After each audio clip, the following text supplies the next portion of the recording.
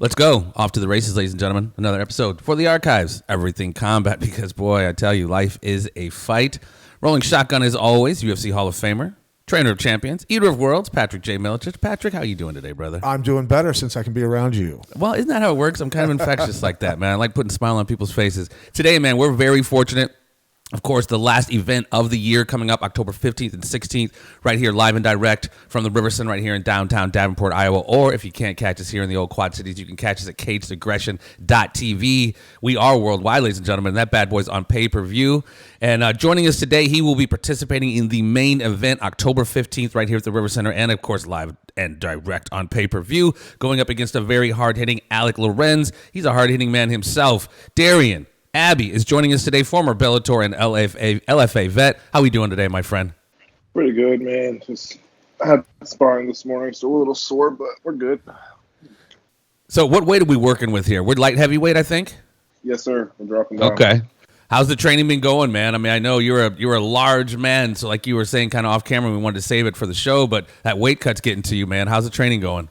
Pretty good. Started out about 255. I'm down to 235 now. I don't feel like bad or anything. It's just like it's been 4 or 5 weeks already, and my body's starting to feel it. But I'm gonna be ready come fight time. Be ready to go.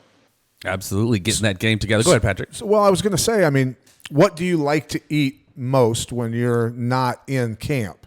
Sugar. Anything with sugar in it. Well, if you know, that's the thing is, if you figure out a way to not eat sugar, yeah, these camps are going to be a lot funner. That is the key.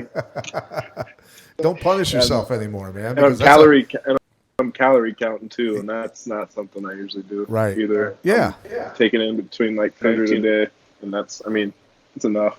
That sugar, boy. That sugar will get you. Just don't ever get to the point. I don't know if your family. My family's heavy with the diabetes, so it gets to the point of you're so hooked to sugar, you start rationalizing to yourself like, well, I don't need both feet, right? Let's go ahead and eat them Snicker bars. You know what I mean? Stay healthy, brother. Stay healthy. It's not that bad. Well, I mean, you had a very, very impressive performance, man. Your last just ridiculous H-bomb. You dropped on Mr. Martin Vancel. I believe that was a first round KO. And it seems, looking at your stats, man, like I think 11 of your wins were by TKO or KO. You obviously got some dynamite in your hands, my friend. I'm blessed, man. That's all I can really say.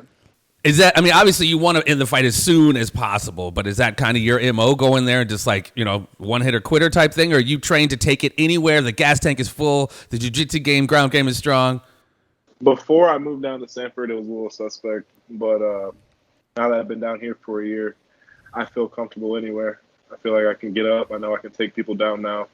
But, yeah, going into a cage, I'm looking to just punch a hole in your face. Really.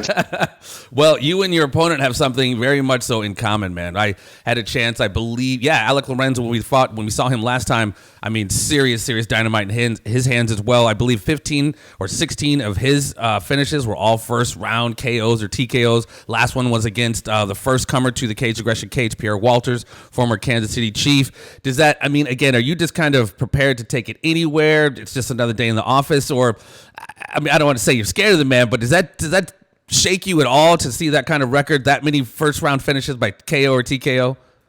Respect to him. But, I mean, I'm in the gym with some heavy hitting dudes, and I get hit by them every Tuesday and Thursday morning pretty hard. So I'm ready for whatever he's going to send at me.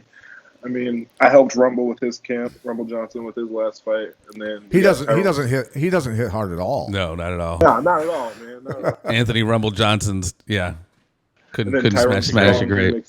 He mixes another with us too, so getting punched by him doesn't feel good either. Dude, sparring with Spong, that's amazing. I've always loved watching him fight. So he's gifted. Yeah. Very gifted. So when you guys spar, I mean, when you're sparring with guys like that, and of course yourself, who have a lot of power, you guys are. I'm guessing at least wearing 16-ounce gloves, 14-ounce gloves, shin pads. Yeah, with all that on Tuesdays, and then Thursdays we mix it up with like the puffier 8-ounce gloves. Okay.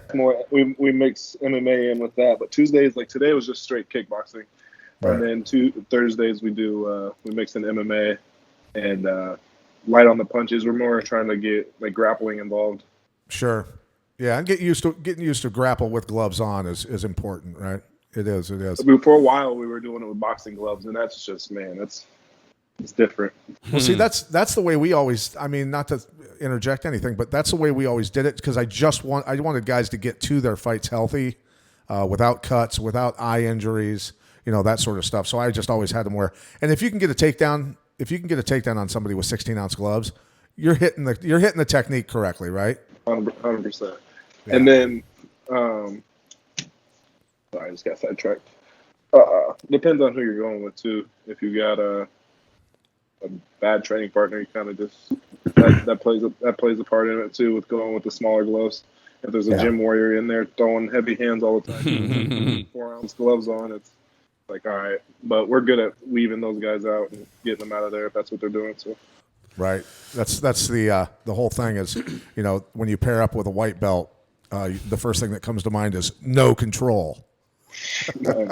None, just full send. I always find it fascinating talking to you guys, man. And it's, not everybody can do what you guys do or what you've done, Patrick. What's your kind of origin story, if you will, man? What got you into the game? Honestly, man, I was a basketball player my whole life. And I think it's funny. I always tell people, no one ever believes me, but what got me into it was the movie Never Back Down. It was an MMA movie back in the day. Came out in like 2009, but I watched that and I was like, oh, that looks fun. And then I started training with Jordan Hinman and Derek Doherty and some of those guys down in Fort Madison when I was in high school. But I was so focused on basketball at the time, I just kind of fell out of it. And then after that, I went to college, had my son. A couple years after that, I started training, and then now we're here. And I think I asked you this during your after your weigh-in. I believe I asked you this, but I'll ask again just in case. You're obviously an LFA vet, Bellator vet. You've been under the big lights before.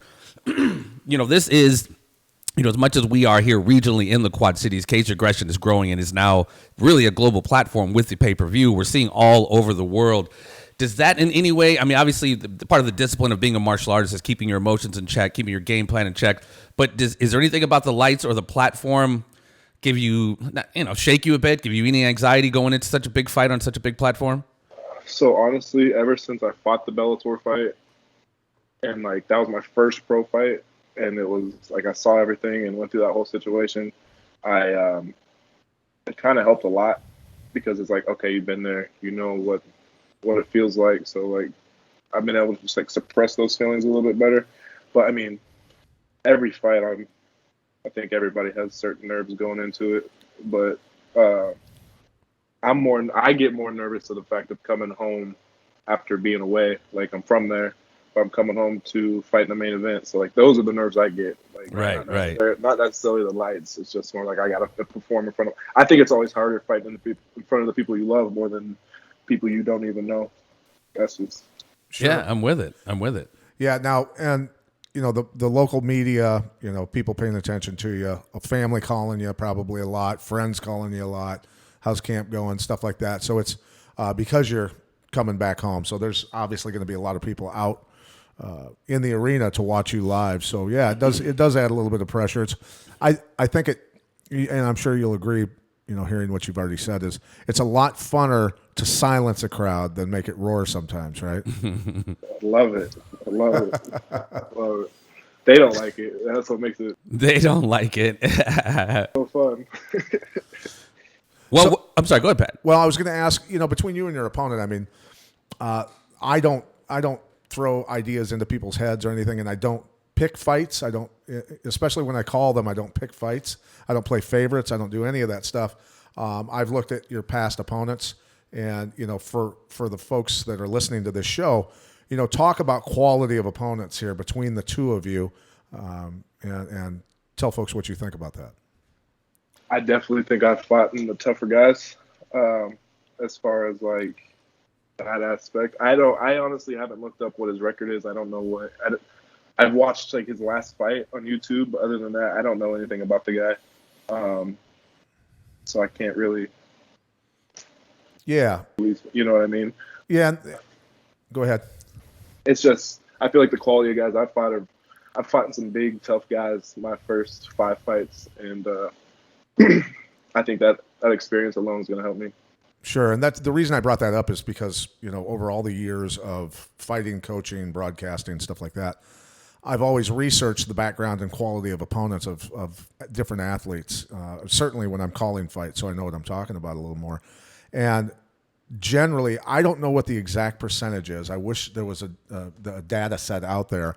But from my experiences, the person with the tougher opponents in their background, no matter what their records are going into a fight, given that they're fairly equally matched, the guy with tougher opponents or the gal with tougher opponents generally ends up winning the fight because they're sharper. They had to be. The game had to be tighter. Yeah, that makes sense. And you've been through it, and I've already got 3 losses, 3 tough ones, but I can't afford it anymore. So I feel like I got more to lose than this guy does. So I'm going in there fighting for Without a doubt, man. Well, hopefully you can leverage some of that hometown fame, ladies and gentlemen. When you go to cageaggression.tv, there's a referral code. You can click Darion Abbey's name and purchase the pay-per-view through his name, and then some of the proceeds from that purchase obviously goes to his fight. Pay the man. Pay the man. Straight up.